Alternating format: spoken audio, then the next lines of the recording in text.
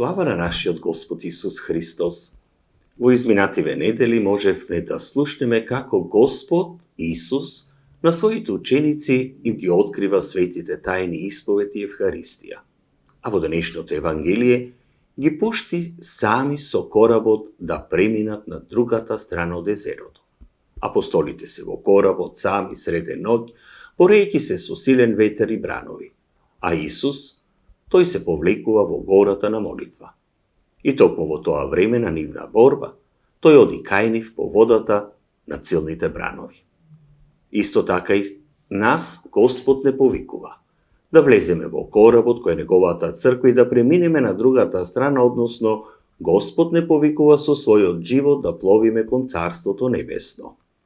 Од нашето секојдневие добро знаеме дека животот е полн со ветрови, силни бури, болести, финансиски проблеми, но и проблеми во семејството, на работата, стравови, разни искушенија.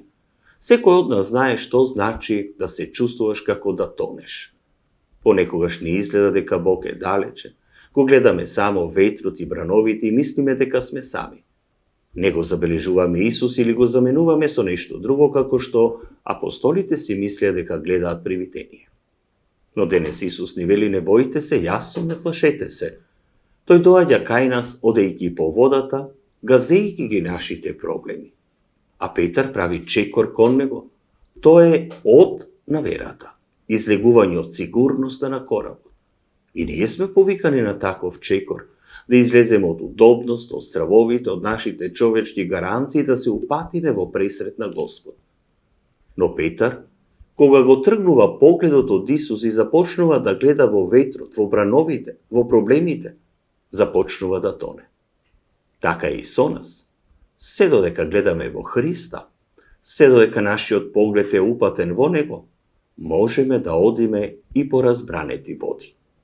Но кога погледот ќе го свртиме во проблемите, во она што не плаши, почнуваме да тонеме. Но што направи Петар? Тој не се обиде сам да исплива, не се обиде да се фати за нешто, туку извика: Господи, спаси ме! А Исус веднаш му ја подаде раката. Така тој се однесува и со нас. Нема толку длабока вода во која Божјата рака не може да не дофати и не постои таква бура која Господ не може да ја смири. Но Исус не повикува да влеземе денес во коработ на неговата црква.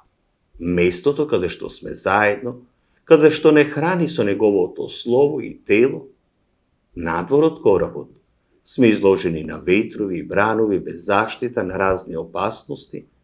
Во коработ на Исус може би бурите не престануваат веднаш, но сигурно е дека ќе пристигнеме на другата страна, ќе дојдеме до нашата цел, Царството Божјо. Денес секој од нас е повикан сам да одлучи: ќе останеме ми во коработ и со поглед вперен во Христа, или ќе дозволиме здраво да не потоне. Кога ќе почувствуваме дека тонеме, да не се срамиме да извикаме: Господи, помогни ми, и да дозволиме неговата рака да не подигне.